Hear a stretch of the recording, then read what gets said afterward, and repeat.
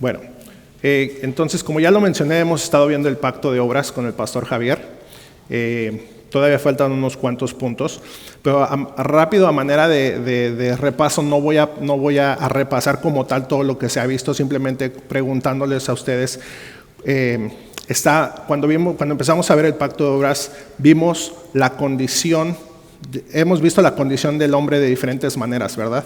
O diferentes etapas. Entonces, ¿cuál fue la primera etapa o la primera condición del hombre que hemos visto aquí, ya hablando más específicamente del pacto de obras?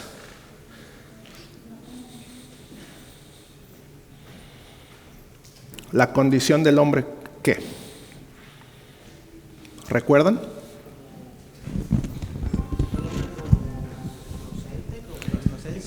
En su estado, había un término específico, sí, por ahí va. ¿En su estado qué?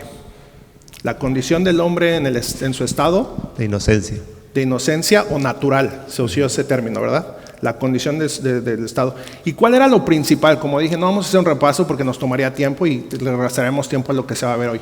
Pero ¿qué es lo principal que ustedes pueden decir que fue de ese estado que nos llevamos? ¿O qué ustedes pueden decir que es lo principal de ese estado? Del estado del hombre, del estado natural o de inocencia. Tenía comunión con Dios, exacto, ajá. Y era una relación ¿qué? Eso es algo muy importante de entender. Con lo que dijo nuestra hermana Alma. Era una relación ¿de qué? De pacto. De pacto, pero bueno, todavía no entraba el pacto ahí, pero era una relación creador-criatura, ¿verdad? Entonces lo principal que nos llevamos de ese punto, de la condición del hombre en su estado natural, era que era una condición entre el creador y criatura. Y en esa relación, el hombre debía obediencia al creador, ¿verdad? Eso es lo principal que nos podemos llevar de esa condición. La segunda condición, y que es la que estamos viendo y que vamos a seguir viendo y terminar con esta el día de hoy, si así podemos. ¿Cuál es? Y usamos un término, la condición pactual del hombre, ¿verdad? Entonces estamos viendo todo ese desarrollo, cuando Dios le da el pacto, dónde se desarrolló en el Edén, qué significaba el árbol de la vida, qué significaba el Edén, que era como una forma del santuario de Dios, qué es lo que estamos desarrollando en estos estudios que hemos estado viendo, ¿verdad? La condición pactual del hombre. Y si Dios lo quiere, en el próximo domingo que toque hablar de los pactos, vamos a ver acerca de la condición maldita del hombre después de la caída, la condición maldita del hombre, ¿ok? Entonces, vamos a seguir. Esto fue lo que ustedes vieron con el pastor la clase pasada, solo para que ustedes lo lean así muy rápidamente y se puedan recordar lo que se vio y entonces podemos entrar directamente al tema, ¿verdad? Dios le prometió vida eterna a Adán y desarrolló el pastor estos puntos, ¿verdad? Bueno, vamos a ver la siguiente, que es lo que vamos a ver el día de hoy. Y seguimos con la condición pactual del hombre, y otro punto dentro de esta condición, es que Dios amenazó a Adán con sanciones. Entonces, punto 1. Dios claramente amenazó a Adán con la muerte si él desobedecía la ley del pacto, ¿verdad? Dios claramente, eso ya lo vimos. Ciertamente que el día que del árbol comieres, ciertamente morirás, ¿verdad? Bueno. Y nuestra confesión, hermanos, nuestra confesión, la Segunda Bautista de Londres de 1689, en su capítulo 19 que habla acerca de la ley de Dios, en el punto 1, nos dice lo siguiente, se los voy a leer. Dios dio a Adán una ley de obediencia universal escrita en su corazón, y un precepto en particular de no comer del fruto del árbol del conocimiento del bien y del mal, por lo cual le obligó a él y a toda su posteridad a una obediencia personal completa, exacta y perpetua. Prometió la vida por el cumplimiento de su ley y amenazó con la muerte su infracción. Y le dotó también del poder y de la capacidad para guardarla. Ahora, respecto a este punto, el primero, y lo vamos a empezar a desarrollar, las sanciones formalizan los compromisos pactuales. Eso fue algo que ya se vio con el pastor, ¿verdad? Dios claramente amenazó a Adán con la muerte si él desobedecía la ley del pacto, que eso también ya lo vimos. Si Adán viola los compromisos del pacto, ciertamente moriría, y esto lo encontramos en Génesis 2:17, lo que comentamos. Dice así, 17, mas del árbol de la ciencia del bien y del mal no comerás, porque el día que de él comieres ciertamente morirás. No había concesión alguna de misericordia. Es decir, no estaba diciendo Dios, te voy a dar 2 oportunidades más o nada más puedes comer ciertos tiempos, nada, ¿verdad? Era muy claro la ley. El día que de él comieres, ciertamente morirás. No había ninguna aceptación por un cumplimiento parcial también, ¿verdad? Es que nada más le dio una mordida. No, simplemente era que el día que hiciera eso, iba a morir. No había admisión para el error, tampoco. Si Adán quebraba la regla de Dios, seguro moriría. Eso era algo seguro para él. Su cometido de llevar la creación a la consumación terminaría en ruina, puesto que algo ya le había dicho Dios, que hizo juzgar a la tierra y tal, ¿verdad? Pero si él violaba esa ley, ahí era donde iba a terminar eso. Iba a terminar en muerte, ya lo sabemos. La simiente que se suponía que trajera a la gloria caería con él. Es decir, y aquí quiero aclarar que cuando hablo de la simiente es de su descendencia. No hagamos referencia a la simiente refiriéndonos a Cristo, ¿verdad? Porque más adelante habla acerca de la simiente cuando se le da la promesa. Dice la simiente, ahí se refiere a Cristo. Pero en esto que les estoy diciendo hablamos de la simiente en su posteridad o su descendencia. Se suponía que trajera a la gloria, que caería con él.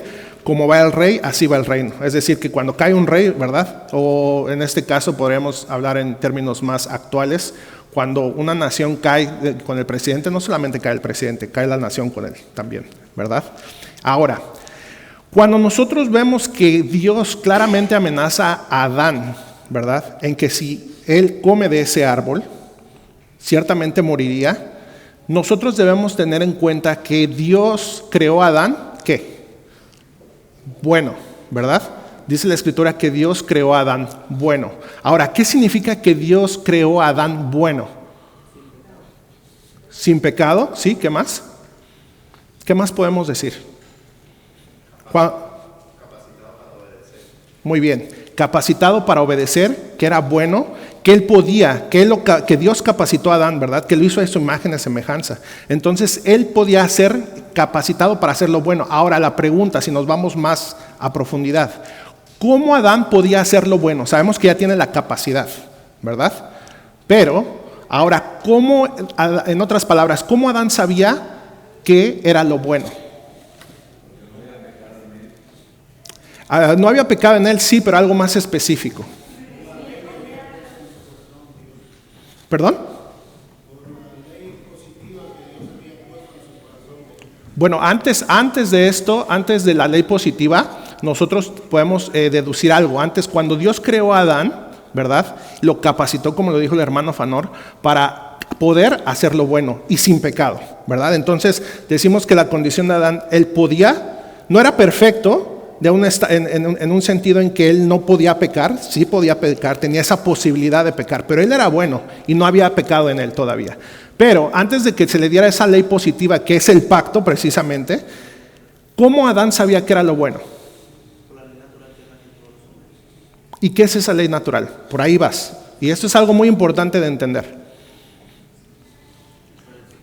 Ya está capacitado, ¿verdad?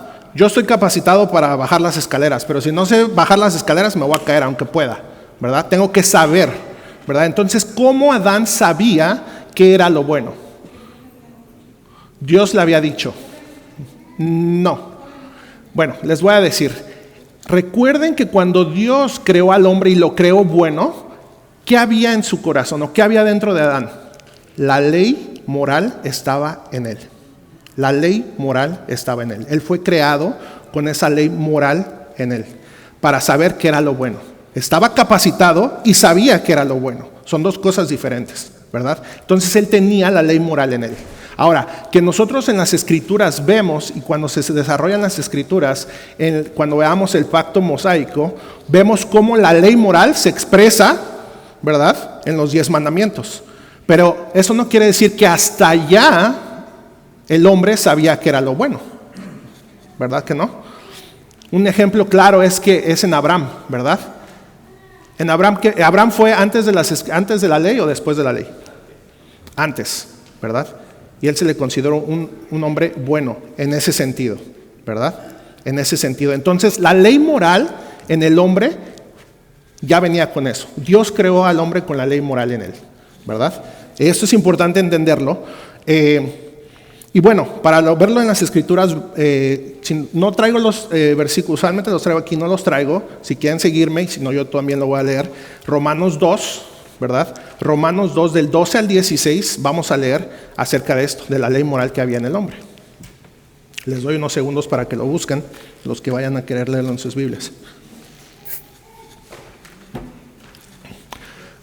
Romanos 2, 12 al 16. Porque todos los que sin ley han pecado, sin ley también perecerán. Y todos los que bajo la ley han pecado, por la ley serán juzgados. Porque no son los oidores de la ley los justos ante Dios, sino los hacedores de la ley serán justificados. Porque cuando los gentiles que no tienen ley hacen por naturaleza lo que es de la ley, estos, aunque no tengan ley, son ley para sí mismos. Y aquí parece un trabalenguas, ¿verdad? Pero ¿qué quiere decir esto? Que los que no están de la ley que habla, los que no tienen la ley que habla, está refiriéndose aquí Pablo a la ley de Moisés, ¿verdad?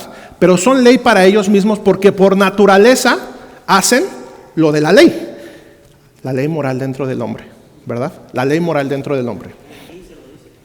Mostrándonos la obra de la ley escrita en sus corazones, dando testimonio de su conciencia y acusándoles y defendiéndoles sus razonamientos, en el día en que Dios juzgará por Jesucristo los secretos de los hombres conforme a mi evangelio. Bueno, entonces entendemos por las escrituras que el hombre fue creado con esa ley moral, y refiriéndonos a Adán, ¿verdad? Tenía la capacidad y también tenía ese conocimiento, la ley en él. Recordemos que Adán, como ya lo mencionamos, fue creado bueno. Génesis 1:26 dice: entonces dijo Dios, hagamos al hombre a nuestra imagen, conforme a nuestra semejanza. La ley natural de Dios estaba en el corazón de Adán, es la ley moral que les había dicho. Y Efesios 4:24, y vestíos del nuevo hombre, creado según Dios, en la justicia y santidad de la verdad. Ahora, cuando nosotros estudiamos y entonces preguntamos, a imagen de Dios, ¿verdad? Fue creado el hombre. ¿A qué se refiere eso? Que Dios tiene brazos y ojos como nosotros. Creo que eso ya está claro aquí en esta iglesia. Los pastores nos los han enseñado muchas veces. Y Efesios es un buen versículo para entender que cuando nos vestimos del nuevo hombre, el hombre regenerado, dice, creado según Dios en la justicia y santidad de la verdad. De esa manera es como el hombre fue creado a imagen y semejanza de Dios, ¿verdad? En justicia y en santidad de la verdad. Así es como nosotros entendemos. Y bueno, en Romanos 2:14 ya lo leímos, porque cuando los gentiles que no tienen ley hacen por naturaleza lo que es de la ley, estos, aunque no tengan ley, son ley para sí mismos. Entendemos que la ley estaba dentro de los hombres. Y Adán no fue engañado, ¿verdad? ¿A quién se le engañó? Satanás, ¿a quién engañó? A la mujer, ¿verdad? Y cuando la mujer le dio de comer a Adán, ¿él fue engañado por la mujer? No. Él deliberadamente pecó, ¿verdad? Él, sabiendo lo que nosotros ahorita dijimos, que él tenía la ley dentro de él, la ley moral, tenía la capacidad de obedecerla y estaba sin pecado, él deliberadamente pecó, ¿verdad? Claro, refiriéndonos a eso precisamente porque tenía la capacidad, tenía el conocimiento de lo bueno y lo malo, ¿verdad? Y aparte Dios ya había presentado eso, entonces él deliberadamente pecó. No fue engañado y no fue, no me di cuenta, ¿verdad? Sino que él quiso hacerlo de esa manera. Y entonces por eso vino la consecuencia. Muy bien. Entonces eso respecto al punto número 1. Punto número 2. El árbol de la ciencia del bien y del mal era un símbolo sacramental de la amenaza del pacto. Y así como el árbol de la vida era un símbolo de la promesa del pacto, y esto ¿cómo lo sabemos? Bueno, podemos hacer referencia a Apocalipsis 2:7, que dice, el que tiene oído, oiga lo que el Espíritu dice a las iglesias. El que venciere, le daré a comer del árbol de la vida, el cual está en medio del paraíso de Dios, ¿verdad?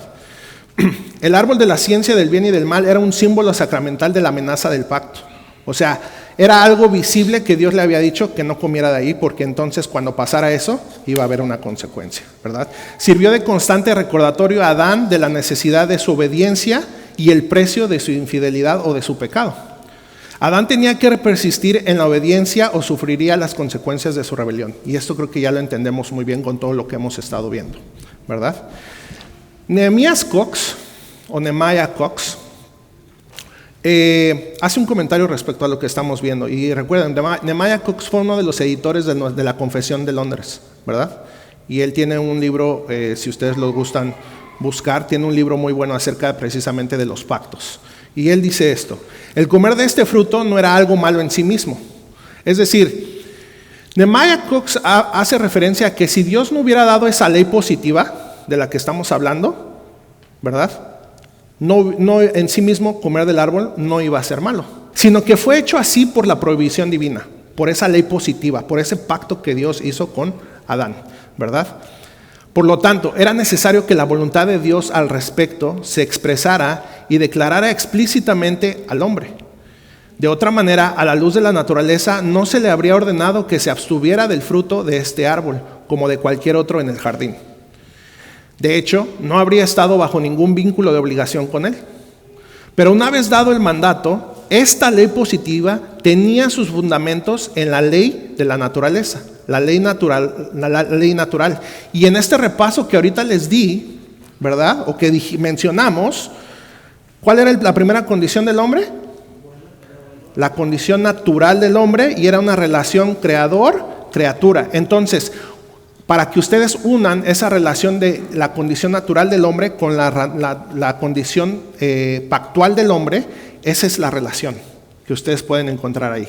En otras palabras, porque Adán le debía obediencia a Dios por ser creador-criatura, y le debía obediencia sin ninguna recompensa, eso estaba ya ahí. Pero cuando se le impone una ley positiva, la ley del pacto, ¿verdad? Entonces esa ley hace referencia a la natural, a la condición natural del hombre, que tenía que obedecerla, puesto que él era una criatura y no el creador. ¿Se entiende ya más? Y se une en eso, ¿verdad? Entonces esa relación creador-criatura, porque es un dictado infalible, que es lo más justo y razonable que el hombre obedezca a Dios y que la voluntad de la criatura esté siempre sujeta a la voluntad del creador, ¿verdad? Por lo tanto, el corazón de un hombre recto no podía sino naturalmente cerrarse y someterse a la voluntad de Dios por cualquier medio que se le diera a conocer. No puede haber transgresión de un precepto positivo sin la violación de esa ley eterna que está escrita en su corazón, la ley moral. Él era bueno y en su relación natural, creador-criatura, debía someterse a Dios en obediencia. Ok. Hasta aquí. Si tienen algún comentario o alguna pregunta. ¿Sí? Sí, hermano Daniel. Desde el inicio se presenta al hombre no como autónomo. Que ese es un argumento hoy en día, la autonomía del ser humano, la autonomía de las naciones. Nos gobernamos a nosotros mismos, somos autónomos, libres, independientes, y en el principio no es así. No. El que es autónomo es Dios, y el hombre no es autónomo. El hombre, por ponerlo en otros términos, es un virrey que está representando a su rey, a su creador. No tiene una autonomía al 100%, aunque sí lo presentamos como que tenía un libre albedrío hasta cierto punto, pero no 100% autónomo.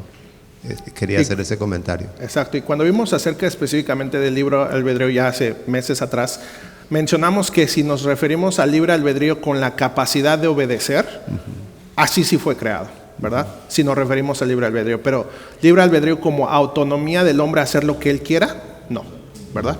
Esa era la diferencia que hacíamos cuando vimos el libre albedrío. ¿Alguien más? El hermano, sí, Wilson.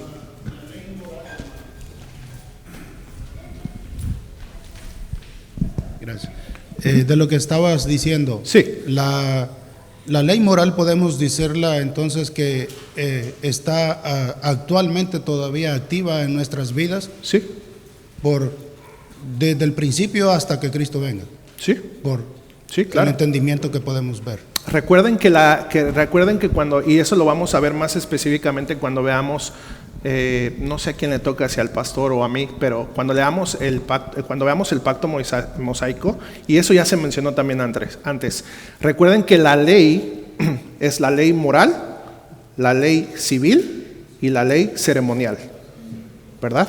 Entonces, esas tres leyes es cuando Moisés da esa ley, se le da a Moisés, se efectúa en los hijos de Israel, ¿verdad? Como pueblo, pero cuando nosotros no estamos bajo esas leyes, ni la ceremonial ni la civil, porque esas ya quedaron cumplidas, pero la ley moral sigue estando presente y vigente, lo que usted dijo, ¿verdad? De hecho, denme un segundo, de hecho, al principio que empezamos a ver todo esto, creo que es el hecho de que ahí en medio donde está la línea vertical, ¿verdad? Y vean que dice moral arriba, es porque precisamente cuando nosotros en el tiempo de la ley, ¿verdad? Cuando nosotros en el tiempo de la ley, acá de este lado, esta es una línea, a ver si se ve, esta es una línea divisoria, ¿verdad? ¿Sí se ve? Ok. Esta es una línea divisoria, ¿verdad? Entonces esto es en el tiempo de la ley, en el Antiguo Testamento y en el Nuevo Testamento, en el tiempo del Evangelio. Entonces el hecho de que esto esté aquí es porque precisamente está también presente aquí, como que está presente acá. La ceremonial y la civil quedan de este lado porque esas no pasan de este lado, ¿verdad? Y eso debemos de tenerlo claro. Porque entonces nosotros decimos que no estamos bajo la ley. Sí, no estamos bajo esta ley. Eso no quiere decir que no estemos bajo la ley moral que Dios puso dentro del hombre desde el principio de la creación, ¿verdad? Muy bien. Sí, nada más para que, abundando un poquito en lo que están diciendo de la ley escrita en el corazón, es por eso que todo hombre no tiene justificación delante de Dios. La Biblia a veces habla de la ley escrita en el corazón, pero también habla de la conciencia, acusándolos o condenándolos. Entonces, pero también tenemos que tener claro esto, que el hombre ya se va transmitiendo de generación en generación, dependiendo de la familia que él haya tenido, muchas veces tiene mucho que ver, o el ambiente, que es lo que vamos a ver mucho parecido hoy, en el que se desarrolla, se va contaminando de modo que la conciencia se va cauterizando. Es lo que dice el apóstol Pablo en 1 de Timoteo 4:2, dice, teniendo cauterizada la conciencia. O sea, está hablándoles a los maestros falsos, que prohibirán casarse y abstenerse de tremendo. O sea, y quiere decir que ya se adormecieron, dejaron de obedecer a Dios y ponen leyes inventadas por hombres. Entonces eso es cauterizar. Dejas de creer lo que Dios dice que es malo, ¿verdad? Y eso, entonces ahorita yo me acuerdo que acabo de enfrentar así, de decirle claro a mi hija, por ejemplo, algo. Le digo, mira, ustedes meten, el gobierno, hablando de la ley, le meten en la cárcel a un hombre porque roba un banco o porque mata a un hombre, ¿verdad? Dice, sí. Le digo, pero ¿por qué él no tiene derecho de decir, es que hay un asesino dentro de mí y quiero desarrollar al asesino? Porque ese es un pecado horrible de matar. Bueno, lo que hace un homosexual es la misma cosa. Dice, hay una mujer dentro de mí y yo me quiero convertir en mujer. Y a ustedes le dieron un título, lo premian. O sea, ¿cómo? Eso es cauterizar la conciencia. Cauterizada, pero no total. ¿Por qué? Porque sí castigan el asesinato y castigan el robo, ¿verdad? Porque les toca personalmente. Exacto, eso es lo que yo iba a decir. Entonces, lo que quiero decir, pero ahí está, aunque hay hombres que la cauterizan, pero el hombre natural, ahora, en el caso de Adán, la tenía intacta. Él no la tenía dañada, porque todavía no había caído el hombre en pecado. Claro. Pero el hombre la tiene y por esa razón se va a quedar sin excusa. Y eso es parte de lo que nos debe de quedar claro. Ahí está, son rasgos distintivos que quedan del hombre original, pero dañados completamente por el pecado y la cultura que nos premia. Exactamente. Y eso es importante, lo que mencionó el pastor cuando lo estaba escuchando, iba a hacer referencia de eso. Los hombres... pregunta, ¿la ley moral aplica solamente para los cristianos? ¿Solamente para nosotros? No. Para todos. Lo acaba de decir el pastor. Todo hombre va a quedar sin excusa delante de Dios, ¿verdad? Por haber violado la ley de Dios. Ahora, los incrédulos o los no creyentes, ellos hacen, ¿verdad? Roban, son infieles, matan, cualquier pecado que ustedes que podamos pensar, ¿verdad? Y entonces ellos se gozan en ese pecado, ¿verdad? Entonces, pero no es hasta que no les toca a ellos cuando lo ven mal. Entonces, la pregunta sería, ¿cómo entonces es que ven ellos mal el que les pase a ellos y no hacerlo? Porque dentro de ellos sigue estando la ley moral, dentro de sus corazones. Que la niegan con sus hechos, ¿verdad? Y que pecan en contra de Dios es una cosa, pero ellos siguen teniendo la ley moral dentro de sus corazones. Y eso es lo que los va a acusar el día del juicio. Y no van a tener excusa. ¿Sí? Otro aspecto de la imagen y semejanza de Dios es que a consecuencia de la caída, esa imagen y semejanza en la posteridad de Adán quedó distorsionada sumamente. Sí, claro. Y por ejemplo, con respecto a la conciencia, se dice secularmente que le remuerde la conciencia, o sea, tu conciencia te acusa. Pero hay personas que su conciencia ya no les remuerde. ¿Por qué? Porque la palabra que dice el pastor Ricardo tiene cauterizada la conciencia. Yo diría, tiene una conciencia mueca, ya no les remuerde a su ser. Y a lo bueno le llaman malo. Uh-huh. Y a lo que es malo le llaman bueno. Uh-huh. Y es muy interesante ver que ellos practican constantemente la diferencia entre nosotros. Nosotros pecamos, claro, ¿verdad? Pero entre nosotros hay un arrepentimiento verdadero y buscando la santidad, que Dios nos santifique para dejar de pecar cada día más y más en nuestra santificación progresiva. Pero la diferencia de un creyente y de un no creyente es que ellos se gozan en ese pecado. Ellos lo siguen haciendo. Está cauterizada, como le dijo el hermano. Ahora, les remuerde la conciencia muchas veces porque los cachan, ya sea robando, al adulterio, matando. Entonces ahí se sienten mal.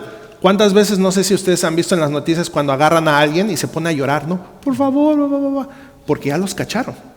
Pero mientras estaban cometiendo el delito, el pecado, no pasaba eso en ellos. Entonces es un remordimiento más, no porque saben que hicieron mal, pero más por las consecuencias que van a venir por su pecado, ¿verdad? Más por las consecuencias, más que otra cosa de sentirse mal, de haber causado un daño o algo más. ¿Okay? Muchos ladrones de bancos, después de haber tenido éxito, entre comillas, en el robo, son encontrados en la fiesta, celebrando lo que hicieron. Uh-huh. Mientras que los santos nos duele lo que hemos hecho y lo que hacemos con respecto al pecado. Es la gran diferencia. Así es. Bueno, ¿hay algún otro comentario o pregunta? Sí, adelante. También es bueno aclarar también o hablar acerca de que también se gozan en el pecado, pero también se gozan cuando ven a los demás pecar. Claro, sí, cómplices del pecado. Así es. Bueno, vamos a continuar. Dios probó la obediencia de Adán. El punto número 1 es en tiempo y forma de la prueba. Y ahorita vamos a ver de qué se trata acerca de que Dios probó a Adán. El pacto de obras no era una demanda interminable e ilimitada para la obediencia en el huerto. Es decir, cuando se le dio la ordenanza o la ley a Adán de no comer, ¿verdad? Eso ustedes podrían creer que era interminable, o sea, que seguiría así. No, sino que era una prueba comprobatoria. Y ahorita lo vamos a explicar un poco más. Esto tenía una meta escatológica y bueno, viéndolo en un plan más grande de redención, ya entendemos por qué era algo escatológico, ¿verdad? Apuntando al segundo Adán, ¿verdad? Por esta razón, la obediencia de Adán tenía que ser probada de una manera definible y tomó la forma de una prueba comprobatoria. Comprobatoria es que si comía, pecaba, si no comía, pues no pecaba, ¿verdad?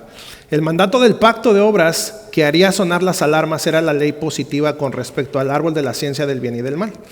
A Adán se le encargó llenar la tierra y llevarla a su consumación, pero que eso ocurriera dependía del microcosmo del Edén. Y entonces aquí solamente como haciendo referencia al Edén, que fue el escenario de todo lo que estaba pasando, de todo lo que hemos visto del pacto de obras, ¿verdad? Pero eso dependía de este mandamiento en particular. Como se argumentó anteriormente en Romanos 3:23, por cuanto todos pecaron y están destituidos de la gloria de Dios, y esto lo dijo hace unas clases atrás el pastor, que cuando nosotros leemos esto y dice, porque cuanto todos pecaron y están destituidos de la gloria de Dios, no se refiere a los pecados personales, sino que está haciendo referencia a que todos pecamos en Adán y estamos destituidos de la gloria de Dios. Ahora, cuando ustedes lean ese versículo, pueden tener un mejor entendimiento de lo que se está diciendo ahí, ¿verdad? Porque ya no está hablando de los pecados particulares. Bueno, sí, sino lo que fue la consecuencia de nuestra cabeza federal, que fue Adán y que fue imputada a nosotros, ¿verdad? Y Romanos 5, 17 y 18, pues si por la transgresión de uno solo reinó la muerte, mucho más reinará en vida por uno solo, Jesucristo, los que reciben la abundancia de la gracia y del don de justicia. Así que, como por la transgresión de uno vino la condenación a los hombres, de la misma manera por la justicia de uno vino a todos los hombres la justificación de vida. Y entonces esto también, cuando vimos el tema del decreto de Dios en la salvación, cuando vimos la caída del hombre con el hermano Jesús, que era un punto de la confesión, cuando vimos todo esto ya aclaramos este punto en el decir que si tú no quieres que Adán fuera tu cabeza federal, está completamente ligado a lo que es ahora para nosotros Cristo como nuestra cabeza federal. Entonces no podrías haber recibido esa promesa, ¿verdad? Y esa salvación que Cristo nos da. Entonces, solo como aclaración. Y esto, hermanos, señalan que si Adán hubiera obedecido, habría alcanzado la gloria de Dios y constituido justos a los muchos. Un comentario traigo aquí que alguien dijo: bajo el pacto de Dios con la humanidad en Adán, la consecución del reino escatológico y el reposo era gobernada por un principio de obras, que es precisamente el pacto que estamos viendo. Adán, el representante de la humanidad, se le encargó cumplir con la misión de comprobación. Tenía que ejecutar el único acto meritorio de justicia. ¿Qué era ese único acto de meritorio de justicia? Pregunta para ustedes, para ver si estamos entendiendo.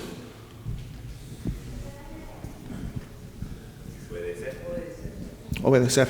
El que en esa forma de obedecer era el no comer, ¿verdad? Muy bien. Este acto debía tener un carácter de una victoria como en combate.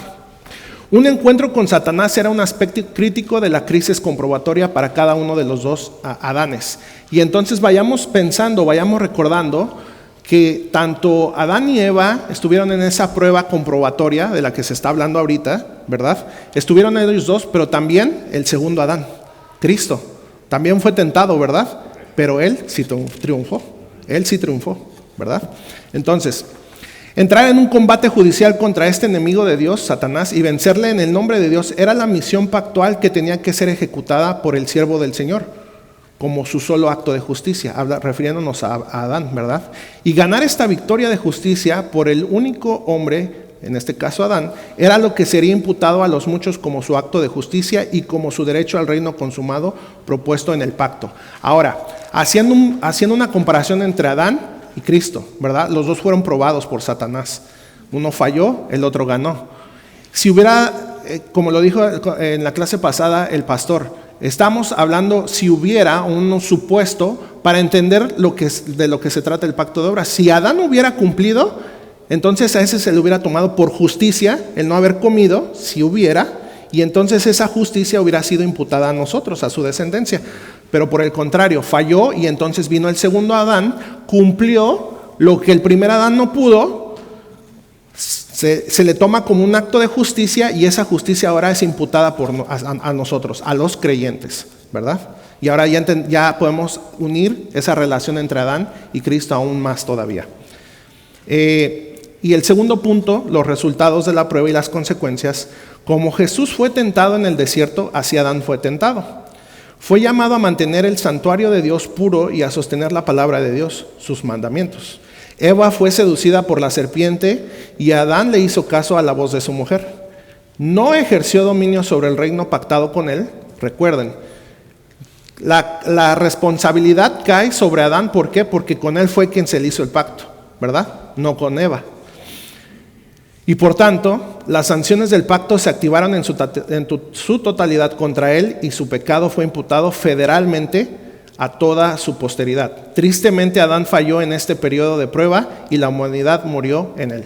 Entonces, ahora con todo lo que ya hemos visto de cabeza federal, ahora ustedes con todo lo que hemos visto acerca de tipología, que nos llevamos varias clases, podemos entender que Adán era como un tipo de Cristo, pero él falló y el verdadero Adán o el segundo Adán fue el que reinó y cumplió el pacto de obras.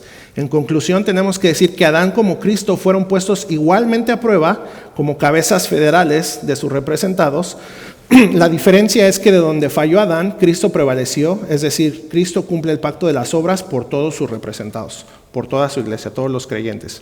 Y un punto para antes de pasar a los comentarios, un punto a resaltar es que cuando tengamos presente acerca de lo de cabeza federal, que ya lo entendemos, también tenemos que, no recuerdo si se mencionó, o si se mencionó muy poco, pero cuando Cristo y Adán fueron nuestras cabezas federales, ¿verdad? En su momento, cada uno. Pero tenemos que entender que cuando hay una cabeza federal, hay una membresía, para empezar a introducir este término, porque más adelante lo vamos a ocupar. Y cuando veamos distinciones entre nosotros, bautistas reformados, y nuestros hermanos los presbiterianos, vamos a poder entender esa diferencia en por qué ellos ven de una manera el pacto y ven que es el nuevo pacto es una sucesión del pacto abrámico y nosotros no lo vemos así. Y va a tener mucho que ver también precisamente con la membresía. Entonces, cuando hay una cabeza federal, hay una membresía debajo de él. En Adán, toda la humanidad. En Cristo, cabeza federal, la membresía, ¿quién es? La iglesia, los creyentes, ¿verdad? Muy bien. Comentarios y preguntas respecto a esto. ¿Vamos bien? Muy bien. Entonces sí nos va a dar tiempo de terminar. Muy bien. Y entonces aquí, hermanos, esto es ya como conclusión de todo el punto, no del pacto de obras, sino acerca de la condición pactual del hombre. Ya hasta ahorita hoy vamos a terminar la condición pactual del hombre, vimos la condición natural, próximamente vamos a ver la condición maldita del hombre o después de la caída. Dios hizo un pacto de obras con Adán. Cuando se consideran los tratos de Dios con Adán, más allá de lo que era natural para él, queda claro que Dios hizo un pacto de obras con Adán. Él fue colocado en un reino definido, nombrado cabeza federal, le fue dada una ley de obediencia, se le prometió una recompensa por su cumplimiento y se le amenazó con una maldición. Y todos estos puntos que estamos viendo aquí es lo que precisamente hace que eso fuera un pacto, ¿verdad? Y los vimos cada uno de ellos. Adán estaba en un pacto de obras que gobernaba la entrada a un cosmos consumado. Y bueno, ya sabemos la consecuencia. Y bueno, aquí solamente a manera de reflexión. Listo. De hecho, cualquier objeción a esta doctrina bíblica fundamental es un asunto serio. Y vean por qué. Socavar el papel de Adán como cabeza federal de la humanidad menoscaba al mismo corazón de la salvación. Como lo dije, si tú no quieres que Adán sea tu cabeza federal, Cristo no lo va a poder ser por ti, ¿verdad? Si negamos la posición de Adán como cabeza federal de un pacto que bien lo vindicaría o lo condenaría según sus obras, entonces eliminamos la posibilidad de que la humanidad cayera en Adán, y si ese es el caso, ¿qué entonces hubiera pasado? Es decir, un hubiera o un suponer. Si Adán no hubiera sido representante de un grupo, de toda la humanidad, y entonces, puesto que él no es el representante, nada más él hubiera caído junto con Eva, ¿verdad? Entonces la humanidad no hubiera caído. Entonces, ¿qué no hubiera habido necesidad de qué? De Cristo mismo. ¿Ven lo importante de este punto? ¿Ven lo importante de entender el pacto de obras y de la representación federal de Adán? Si Adán no hubiera sido representante de nosotros, no hubiera habido caída, y si no, Cristo no hubiera necesidad de él. Entonces, eso no es concebible. De hecho, eliminamos el motivo de la ira de Dios hacia la humanidad también. Dios no hubiera tenido por qué estar airado con los hombres, ¿verdad? Como lo dice la Escritura, todos los días, si no hubiera habido caída. Es más, eliminamos el marco bíblico dentro de la cual entendemos la categoría de la imputación. Ese es algo también muy importante, ¿verdad? Tal vital para el argumento de Pablo en lo concerniente a Adán y Cristo en Romanos 5, que ya lo leí anteriormente, ¿verdad? Y este sería un fundamento erróneo el que tuviéramos y no estaríamos fundamentados en lo que las Escrituras nos dicen. Entonces es muy importante precisamente el pacto de obras, la cabeza federal Adán. Y otra área que requiere prudencia es interpretar este pacto en cualquier tono negativo o siniestro. Se amenaza con muerte, pero solo es fatídico porque Adán falló y la maldición fue ejecutada sobre él. No olvidemos que los pactos de Dios con el hombre están siempre diseñados para hacerle bien al hombre, aún ¿verdad? Y si hubo consecuencia y caída fue porque el hombre así lo quiso. Muy bien.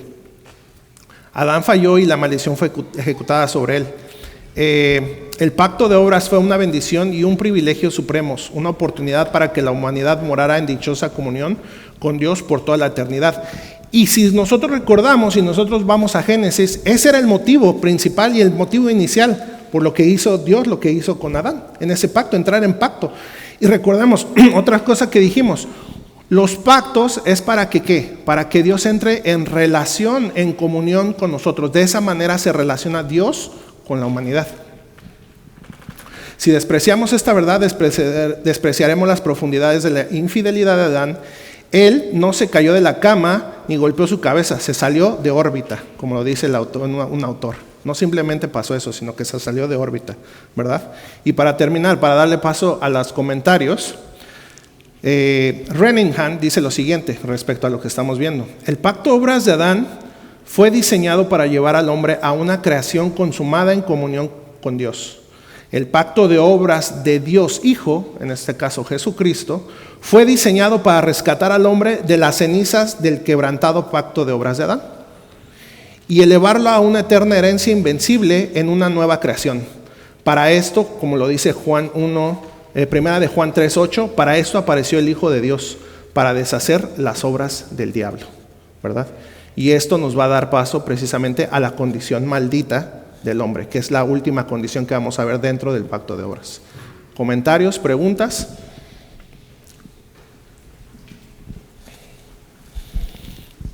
Sí, mira, yo lo único que, nada más como agregando un poco, nosotros agarramos estos estudios de los pactos que son muy buenos, ¿verdad? Pero siempre tenemos que ver nosotros todos estos estudios desde el marco de los atributos de Dios que conocemos también. Este estudio es una cosa muy importante, como lo mencionó el hermano Dani al principio. Va a cambiarte la forma de estudiar las escrituras y todo eso, pero también la forma pactual. Y luego todo eso no tendría sentido si tú no tuvieras doctrina, si no tuviéramos enseñanzas claras, si no tuviéramos una analogía de nuestra fe elaborada. Por ejemplo, cuando hablamos de cosas hipotéticas, solamente lo hacemos para mostrar algo, hermanos, pero la parte hipotética en un santo no debe de ocurrir. Eso ocurre en los incrédulos, tratamos de explicárselos de una forma. Hoy voy a hablar de algo hipotético, por ejemplo, al empezar. Sin embargo, lo que quiero decirles es, había una posibilidad de que Adán no pecara, ninguna. A Dios no se le salió de control, nunca se le ha salido de control nada, porque conocemos a Dios. ¿Cómo es posible que el cordero que fue inmolado estaba listo para salvar antes de la fundación del mundo? Ni siquiera estaba hecho el mundo, ni la tierra, ni el hombre, y ya Dios tenía planes para salvar un grupo de personas que iban a pecar en el futuro. Entonces, el conocimiento que tenemos nosotros del bien y del mal también era necesario que ocurriera. Es un proceso que el Señor da. Por eso dice, para los que están en Cristo Jesús, todas las cosas les ayudan a bien. Todas las cosas le ayudan a bien. Y entonces hay que entender nosotros muchas cosas. Por ejemplo, nosotros decimos que Dios todo lo puede, pero luego vemos teólogos decir, bueno, Dios, hay cosas que Dios no puede hacer. Yo lo he dicho, Dios no puede mentir. No puede mentir, pero sí puede. ¿Por qué? Porque Él todo lo puede, pero Él no puede mentir. Pues usa al diablo para que mienta. Para eso crió el diablo miente, porque Dios es la voluntad de Dios. Entonces Dios hace todo lo que quiere y vemos la soberanía de Dios en todo esto, para que no, porque el otro día que se tocó este tema hubo un poco de confusión en la situación. Y vuelvo a decirle, nosotros usamos diferentes actores. En este caso, casi todos en la Reforma estamos de acuerdo que Renningham es uno de los mejores estudios que hay en la Reforma de los pactos. Ha cambiado a muchos en su manera de pensar y le damos gloria a Dios por eso. Pero siempre vamos a estar nosotros claros con lo que Dios nos ha enseñado en las Escrituras. Sí, solamente para expandir un poquito de lo que el comentario que hizo el pastor, los supuestos solamente es para comprobar algo. Si ustedes saben, cuando uno entra en algún tipo de debate, entonces nosotros, esa es una herramienta, lo que está diciendo el hubiera, o si pasara esto, un supuesto, es solamente una herramienta más para comprobar algo, ¿verdad? No que lo tomamos como doctrina. Aparte, si ustedes se han dado cuenta, cada vez que nosotros decimos si hubiera, o supuestamente, o qué pasa si hubiera pasado esto, solamente es una muletilla, si lo podemos decir, para llevar a la comprobación de algo que estaba en las Escrituras. Entonces, por si alguien trae algo en contra de las Escrituras y decir, bueno, es que, ¿qué pasa si esto? ¿Qué pasa si lo otro? Bueno, entonces ese si hubiera, no hubiera podido pasar, puesto que esto, ¿verdad? Puesto que las Escrituras nos enseñan esto. Sí. Sí, hermano. Esto es lo que yo traté de pensar la semana pasada que estuvimos hablando de este mismo tema. El plan de Dios que ha sido desde antes de la fundación del mundo, hecho ese pacto, el Dios Padre, Dios Hijo, para dar la redención al ser humano. No porque Adán haya fallado, Dios tenía un plan de contingencia, claro. un plan B, no, el plan siempre ha sido plan A. Exacto. El hombre siempre iba a fallar, Dios lo sabía, como el pastor Ricardo lo acaba de mencionar. Y la Biblia nos dice a nosotros en 2 de Timoteo capítulo 1, versículos 9 y 10, y Tito capítulo 1, versículos 2 y 3, Dios lo tenía planeado antes de los siglos de los siglos. O sea, esto no es algo que a nosotros nos debería sorprender, pero es maravilloso poder entender que era necesario que por amor y por gracia Dios hace un pacto con el hombre ahí en el Edén y pone como garantía el árbol de vida, como sello de garantía para las bendiciones venideras que iban a venir por medio de Cristo Jesús para vida eterna. Y nosotros deberíamos de estar agradecidos grandemente porque Dios permitió hacer todo esto para que nosotros pudiéramos ver qué tan grande es su amor por medio de Cristo Jesús. Así es, hermano. Entonces, nosotros podemos ver esto y con el comentario que hizo el hermano también, vamos a poder ir viendo cómo que a lo mejor muchos de nosotros que veníamos de una teología en el que nos enseñaron que Dios tenía un plan, aparte de saber que todo es un plan desde la eternidad pasada, ¿verdad? El pacto eterno de redención, ya lo mencionamos un poco acerca de esto. Ese, digamos que es el pacto que está sobre todos los demás pactos, ¿verdad? Y de ahí se desenlaza todo, si lo podemos decir así. Pero también podemos entender, y ahora podemos comprobar, el que antes a muchos de nosotros nos enseñaron que Dios tenía un plan específico con Israel, ¿verdad? Y como de alguna manera falló o no le salía, o Israel era muy necio, entonces tuvo que traer otro plan, el plan B, o como dijo el hermano, el plan de contingencia, y entonces ahora es el plan en Cristo, y no es así. Lo podemos entender claramente ahora, y lo vamos a ver más claramente cuando vayamos desarrollando todos los demás pactos. ¿Ok? ¿Alguien más? ¿No? Bueno, entonces vamos a orar. Siguiente clase, respecto a esto, vamos a ver la condición maldita del hombre. Okay. Gracias, Padre, te damos por estos momentos que tú nos has dado. Te damos gracias por que tú nos das más luz a tu palabra y que tu palabra trae más entendimiento a nuestras almas, a nuestro corazón, a nuestra mente, Señor. Que no solamente sea un conocimiento de la cabeza, sino que también sea un conocimiento en nuestro espíritu, para que nosotros podamos entender tu plan de redención, para que podamos darte la honra y la gloria que tú te mereces, Señor, y todo lo bueno que tú eres con nosotros. Te damos gracias y te damos la honra y la gloria en Cristo Jesús. Amén. Amén.